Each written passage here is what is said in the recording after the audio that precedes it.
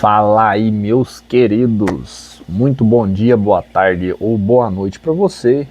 Canal Conhecimento é Libertação, trazendo mais um vídeo aqui. E aí, já libertou a sua mente? Bora lá, pessoal. Como eu tinha trazido em um vídeo anterior aí sobre a Arca da Aliança, né? Que para mim eu vinha matutando há muito tempo sobre essa Arca da Aliança, que não era aquilo que os judeus tinham feito, né? Hoje eu vou trazer outra coisa para vocês no Antigo Testamento sobre o sábado, né? A lei do sábado, que os judeus guardavam os sábados. E você tem até no Antigo Testamento a história de que o cara foi colher madeira no sábado e foi morto, né? Então o que acontece, pessoal? Vamos lá. No Novo Testamento, no livro de Marcos, quer ver? Eu até separei para vocês que eu vou pegar uma leitura de Marcos 2, 23 e Êxodo 31, 12, certo? Eu vou ler a de Marcos 2 primeiro para você ver. E aconteceu que, passando ele num sábado pelas searas, os seus discípulos caminhando começaram a colher espigas. Os fariseus lhe disseram: Vês, por que fazem no sábado o que não é lícito? Mas ele disse-lhes: Nunca lestes o que fez Davi, quando estava em necessidade e teve fome, ele e os que com ele estavam? Como entrou na casa de Deus, no tempo de Abiatar, sumo sacerdote, comeu os pães da proposição, dos quais não era lícito comer senão aos sacerdotes, dando também aos que com ele estavam?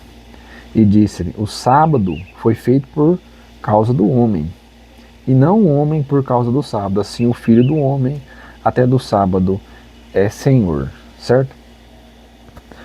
A linha de raciocínio tradicional que vocês conhecem é pregado para tudo quanto é canto. Mas vamos lá, trazer uma vertente, uma linha de raciocínio diferente para vocês entenderem. Assim como eu disse para vocês que a Arca da Aliança não era um caixote onde se carregava os materiais, e não era uma coisa material, porque aquilo seria uma idolatria e tal, né? Mostrei para vocês que a Arca da Aliança era outra coisa, né? Eles tinham que construir a Arca da Aliança para esperar o Messias chegar, né? E levar as ofertas para quando o Messias chegasse, ouro, prata, ali ele estaria suprido, né, das necessidades. E os dois querubins eram Maria e José, né? E aí, pessoal, no livro de Êxodo, né, tem essa parada. Lembrando vocês, né, que o Messias, no trajeto dele, no Novo Testamento, ele quebrou muitas regras, leis judaicas, né, dos judeus da época, mas não eram as leis que Deus tinha deixado. Por quê? Porque ele veio cumprir, né, as leis. Né? Ele tem uma passagem que ele fala assim: eu não vim abrogar a lei, eu vim cumpri-la. Então o que ele fez foi cumprindo a lei. Então se ele quebrou o sábado, né, ele trabalhou no sábado, não era lei, porque ele não quebrou lei. Então Deus não deixou o sábado como lei para guardar. Mas vamos lá, eu vou trazer uma coisa diferente para vocês, e está escrito lá no livro de Êxodo 31, 12, né?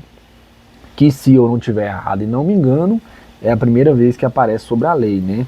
Fala assim, ó: o sábado santo e as duas tábuas dos testemunhos, né? Aí fala assim, ó: falou mais o Senhor a Moisés, dizendo: Tu, pois, fala aos filhos de Israel, dizendo: certamente guardareis meus sábados, porquanto isto é um sinal entre mim e vós, nas vossas gerações, para que saibais que eu sou o Senhor, que vos santifica. Portanto, guardareis o sábado, porque santo é para vós. Aquele que profanar, certamente morrerá. Porque qualquer que nele fizer alguma obra, aquela alma será extirpada do meio do seu povo, né? Então vamos lá, pessoal. Eu tenho uma leve impressão sobre esse sábado, que o sábado está se referindo ao Messias, né? Como a gente tem visto aqui várias figuras de linguagem dentro da Bíblia, né? Porque o que eu digo, Deus fala assim, ó, certamente guardareis o sábado, porquanto isso é um sinal entre mim e vós, né? Nas vossas gerações, para que saibais que eu sou o Senhor, que vos santifica. Então, pessoal, pode ser que esse sábado seja um Messias, seja o sinal que Deus tem com os israelitas, né? E aí fala assim, ó, portanto guardareis o sábado, porque santo é. Quem que é o santo aí na parada, né? Quem que é o santo? Não era o Messias? Não fala guardareis o sábado, porque santo é para vós. Aquele que profanar certamente morrerá. Quando ele fala profanar, né? Certamente morrerás, não que a pessoa iria morrer de morte morrida, ele ia ser desligado de Deus, né? Aí fala assim, ó, porque qualquer que nele fizer alguma obra, ou seja, atacar, né, digamos assim, um Messias, né, aquela alma será extirpada do meio do seu povo.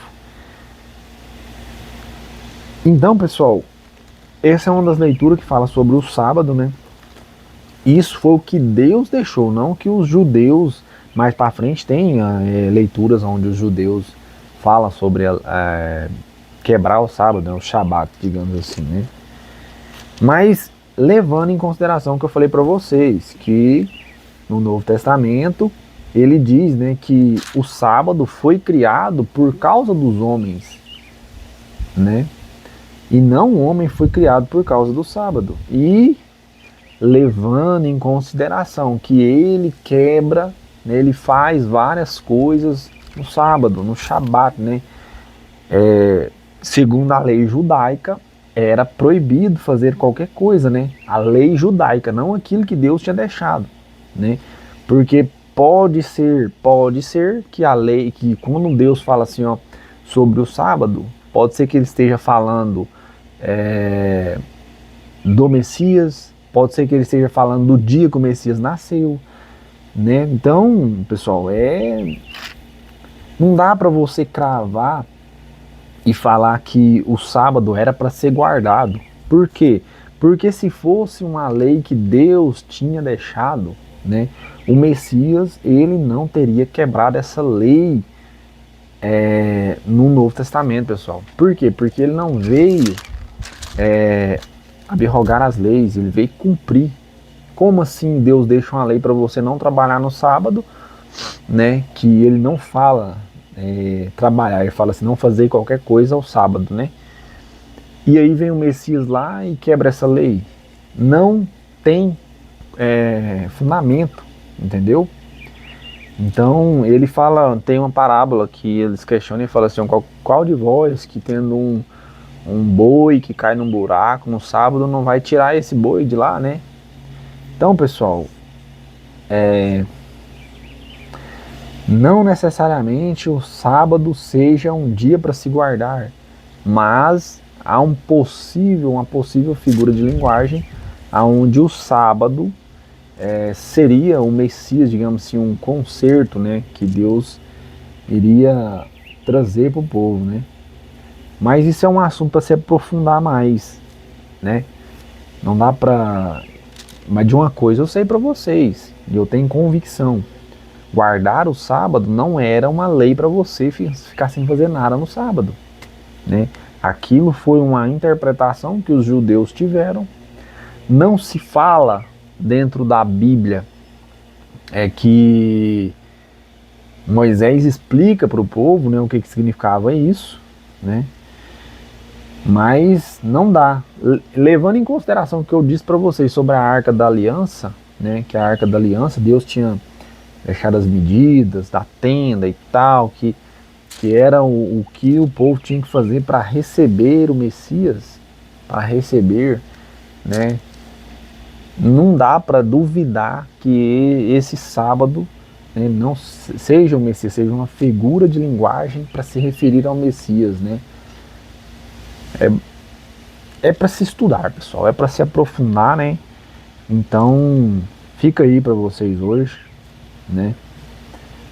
O vídeo sobre o sábado, né? Que o Messias ele quebrou muitas leis, né? Não quebrou leis, não, perdão. Ele praticou muitas coisas no sábado e ele não quebraria uma coisa que Deus tinha deixado, né?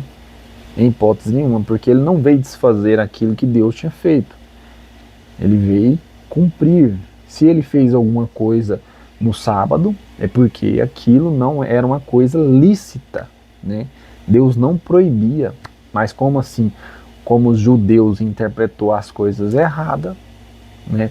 Fez com que o sábado se tornasse um dia santo e o povo acabou que digamos assim, pegou aquilo, o Shabat, né?